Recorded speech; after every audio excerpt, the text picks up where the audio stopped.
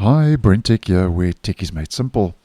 So Microsoft's recall feature recently made its way back into the Insider program for official testing once again after Microsoft pulled it back in June due to public backlash and negative feedback due to security and privacy concerns, as we have been talking about on the channel. And I'll leave the video I posted regarding Windows Recall being available for testing in the Insider program. I'll leave that link down below and in the end screen. Now, as you may well know, the new version of Recall that's undergoing testing now in the Insider program encrypts the screens it captures, and by default it has a filter sensitive information setting enabled, which apparently, according to Microsoft, is supposed to prevent it from recording any app or website that is showing credit card numbers, social security numbers, or other important financial or personal information.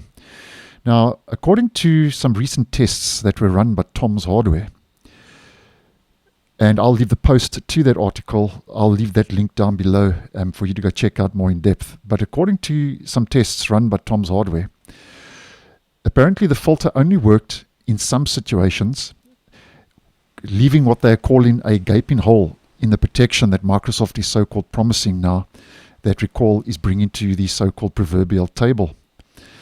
Now, in the first test, they entered a credit card number and a random username and or password into a Windows notepad window, and apparently Recall actually captured a screenshot of that, despite the fact that they had text such as capital 1 Visa next to the actual random username and password. Okay, so it's a little bit concerning there.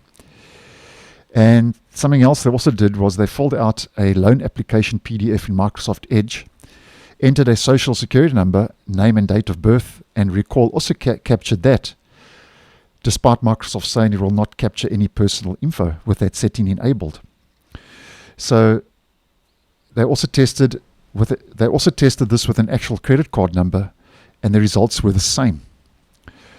Now, something else they tried was they also created an HTML page with a web form that said explicitly enter your credit card number below, okay, as we can see in the screenshot provided. And the form had fields for credit card type, as we can see, credit card number, CVC, expiration date, and so on. And apparently the software captured an image of the form filled out complete with the credit card data. So that's a little bit concerning. Now, if we head to the final image provided, the good news is, though, that Recall refused to capture the credit card fields when they filled in the payment pages of 2 online stores. And here's a screenshot of that. In both cases, it only captured either the screens before and after the credit card entry form, or a blank form, as we can see in the screenshot provided. So what we can take away from this is that while Microsoft's Windows Recall feature identified real-world commerce sites, and it did allow it to filter sensitive credentials from its snapshots in those real-world commerce sites, and in this specific scenario, it failed to identify and filter sensitive information from those sites. It only captured information from so-called mock setups where, as mentioned, they added some stuff to Notepad and so on.